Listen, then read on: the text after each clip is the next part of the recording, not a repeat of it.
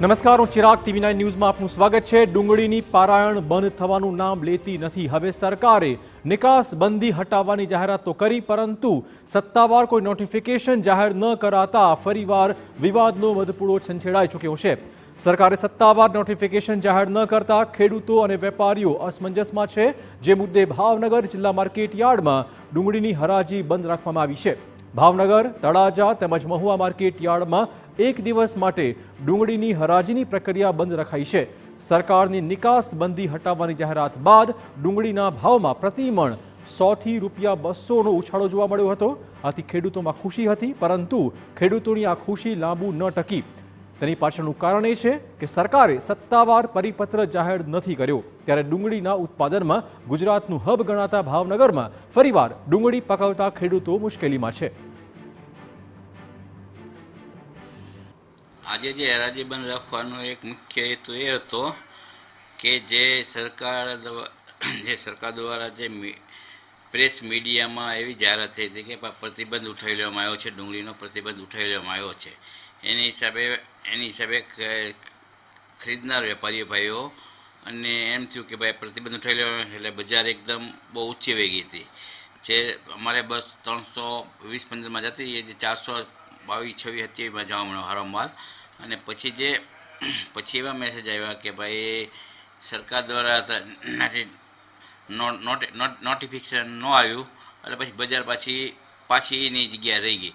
હરાજી બંધ રાખવાનું એક જ કારણ છે કે જે 3 દિવસ પહેલાં સરકારે ડુંગળીની નિકાસ પરનો પ્રતિબંધ ઉઠાવી લીધો, પણ જેમનું નોટિફિકેશન બહાર પાડવું જોઈએ એ ન પાડ્યું, એટલે કુદરતી અને ખોટા કૃત્રિમ ઉછાળામાં વેપારીઓનો પણ ખોટ જવાના ચાન્સ વધી ગયા છે અને ખેડૂતોને પણ પૂરતા પોષણક્ષમ ભાવ ન મળે, એ માટે અમે હરાજીથી એક દિવસ આગળ રહેવાનો નિર્ણય કરેલ છે।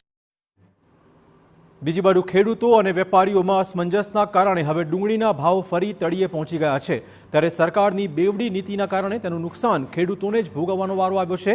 ડુંગળીના નિકાસના અમલની ખેડૂતો રાહ જોઈ રહ્યા છે, ત્યારે ખેડૂત આગેવાનોએ તો આ જાહેરાત જ ખોટી હોવાનો આક્ષેપ કર્યો છે અને સરકાર સામે પ્રહાર કરતા કહ્યું છે કે સરકારે મોટા ઉપાડે ડુંગળી પરની નિકાસ બંધી હટાવવાની જાહેરાત કરી, પરંતુ નોટિફિકેશન જાહેર ન કરતા હવે ડુંગળીના ભાવ નીચે ઉતરી ગયા છે અને ખેડૂતોની ફરી દશા બેઠી છે, ત્યારે નોટિફિકેશન જાહેર કરવા માંગ ઉઠી છે।